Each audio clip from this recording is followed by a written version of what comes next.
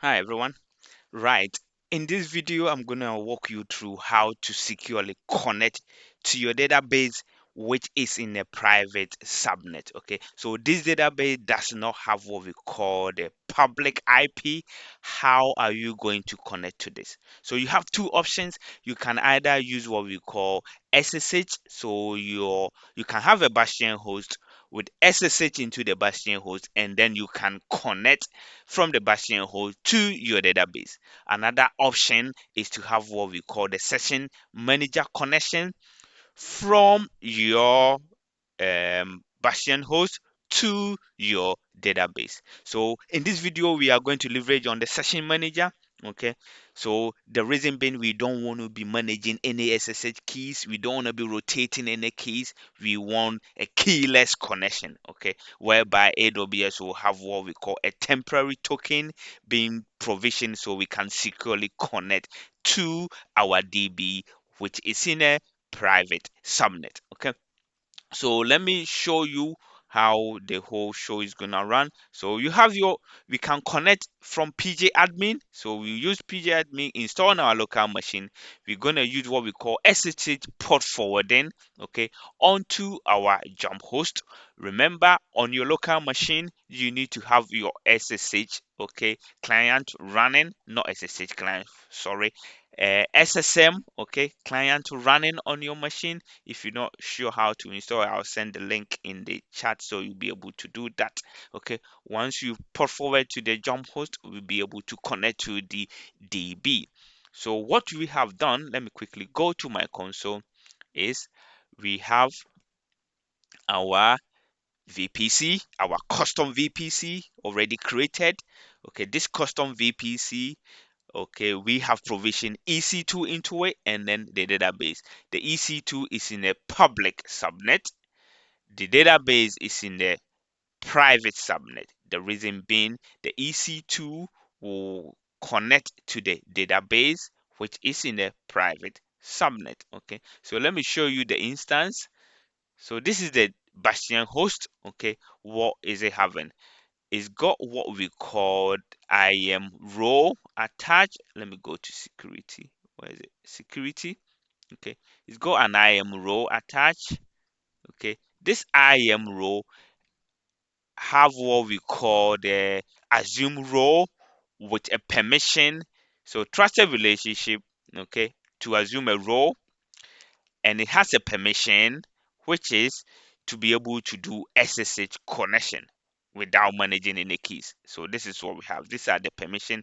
I've done separate video about SSH connection and then policy permission and everything. If you are not too sure, you can refer back to my old videos and that will be much helpful. So let's go back to our instance. So that's our instance. Okay, and we have a security group. The security group has no, let me open it for you. The security group has no inbound rule. Yeah, this is the Bastion host. We have no inbound rule, not even as port 22 or anything like that. We have nothing. The reason being, session manager is gonna do the magic for us. Yeah, so that is the instance we have. All we can do is to connect using the session manager, but I want to show you the DB quickly so we can take it from there. So come back here actually, so go to RDS, okay, quickly if it's gonna open for us, and then go to the databases. We have this database running.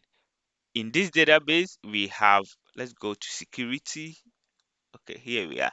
We got the database security group. Okay, so let me open that. That security group, okay, let's get it open. If it's gonna open, come on. Right, so the DB security group, let's look at it. If I go into it, okay, it's only, let's edit that so you can see, it's only accepting, okay, traffic from the source, which is the security group of the Bastion host.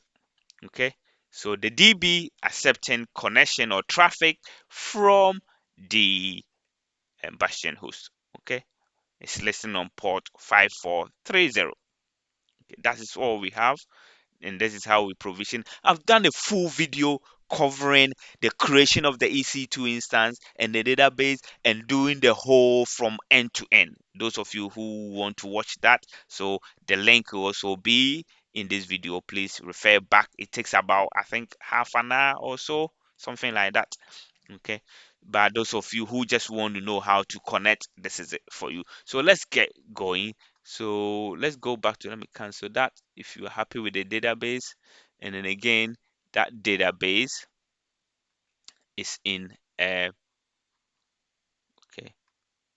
it doesn't have public IP. I forgot to show. Let me show you quickly. It's not publicly accessible database. If you click on that, okay, actually let's go the instance itself. So public accessibility is a no. Yeah, how are you gonna connect it? Okay, this is what we are trying to solve.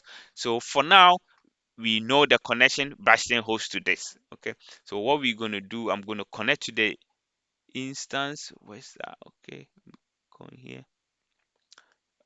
Need the EC2. Go back to the EC2. Come here, instance running. Select the Bastion host and then connect. Okay, we're using session manager and then we connect. Okay, this is the session manager connection. Whilst it's trying to connect, this EC2 instance I have already installed. What is it called? I've already installed. Let me go back here if I got it here. Not here. I think it's this one. So I have already installed. Oh, why is that? Okay, let me cancel that. I've already installed Postgres. Okay, on this. Okay, this is for me to connect. So Postgres 15, so I'm be able to check and make sure the connection works all right. If you're not too sure, you need to install that first, because other than that you have an issue. So we'll try and connect to the DB and see what's going to happen. Okay, so all I need is this command. So pg-h and then the database. So this is the endpoint, this is the private endpoint, and this is the port, this is the username, the master username, and then this database, that database is already on the Postgres. So we'll try and connect to that, okay, just to make sure it works. So let me just copy that. Hopefully don't copy any white spacing. Hyphen D. Okay, can copy that.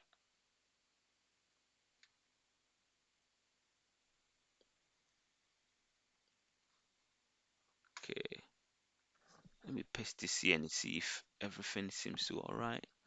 We go back. Okay, that's fine. So hyphen done. That is the master username. That's it. That's the port. See. Okay, that's fine. Let's come RDS. I think there's a bit too much space here at the end. Yeah. Let's try that. So we try and connect. Now it's asking me my password. Wait, okay. What's it called? I think I type it wrong. Let me just try again. Username.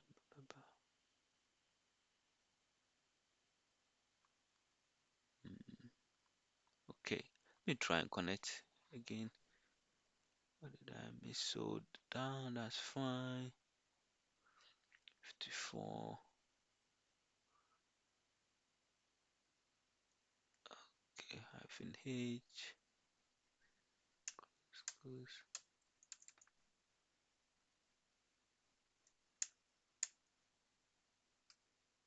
Okay, we try and password again.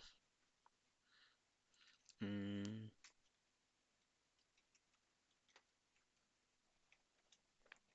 hopefully I got it correct now. Yeah, That's my password. So now you can see I'm connected, okay, to the database.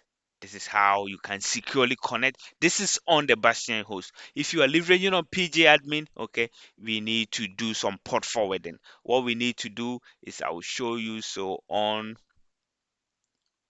your local machine, on this my machine, okay, what you need to do is this command at the bottom. Let me explain the command here. So we're going to do AWS SSM, session manager. We're going to start a session. We're going to start it on a target machine. That target machine is the Bastion host. Okay, that's the ID. Okay, so this whole command, you don't need to do anything here, all the way here. And then the only thing you need to change is the ID. Where is that? Here, ID. Yeah, this document, because I'm connecting from my machine to the EC2 instance, which is the Bastion host, and then to the database. So we'll say use the document name AWS port forwarding session to a remote. If you don't add to the remote, it will end up in the Bastion host, and you have an issue. It will not connect. It will say connection time out. So you need to add to the remote host. Okay. If the Postgres is only on that instance, which is the what is it called, the Bastion host, then you do not need to add that. Okay, but this time we are also moving forward to the database. So you say to the remote host, and then you add the parameters. What are the parameters? Okay, so these parameters are the host, which is the DB, the one we are trying to connect, the private endpoint. Okay, that is it.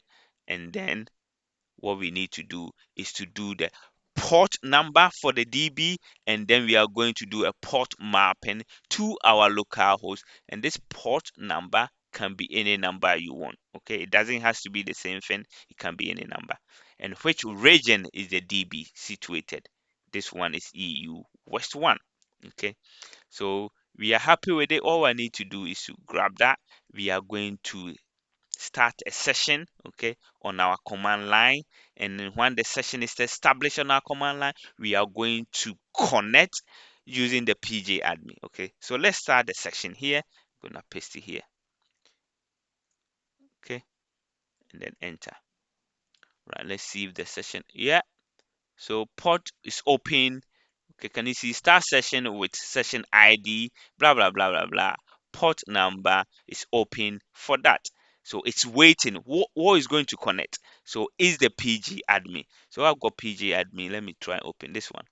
If you don't have it, you can download one, okay, and get it installed.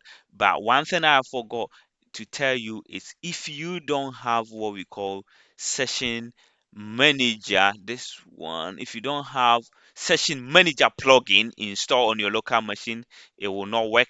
So this will have an issue. You need to install session manager plugin. Okay, you just download it. Okay, I'll send the session, the link into the comment section. For those of you who are interested, you can have it. Okay, so the next one is to open the pgAdmin. Where is that? Let's try and open it. Okay, double click, open that. Okay, let's get it started. Okay, so let's give it a minute for it to start. Okay, um okay, what's it called?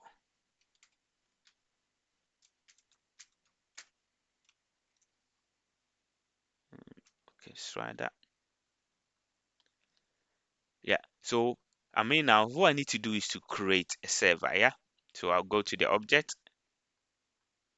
So create object. So register server. And now I need to do any name. So we starting from general, any name you want. Okay, let's say you call this test, any name. Okay, you go to the next in the session. So here you can either put localhost if you're on Mac. Okay, if you're on Windows, sometimes you need to put this IP. I think 127.0.0.1. That should work. Okay, or localhost. Okay, localhost. Okay, so and then yeah, the port number, This is the local host, the port number we are doing, and then the maintenance database you leave the way it is. Here is the master key, the master username, which is mine was done, and then the password. Mm,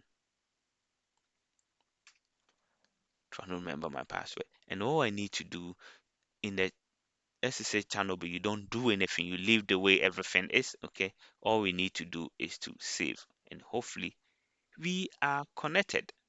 Okay, we are connected to it. You can come back to, can you see the name we gave it to it? Scroll down to the database. Okay, and then you can start playing around. Okay. All right. I hope you learned something, and this will help you. I've seen this few video people are using the public endpoint and connecting it to it, and to me that is not secure way of doing it in production level. There's no way you'll be able to do that. Okay, you don't want this public IP for your database to be public. Again, I've seen people using the SSH one. Again, those of you who want to manage keys, that's fair one based on your use case. But I think this is like keyless. You don't need to manage. There's no extra room for you to management room to handle. Okay.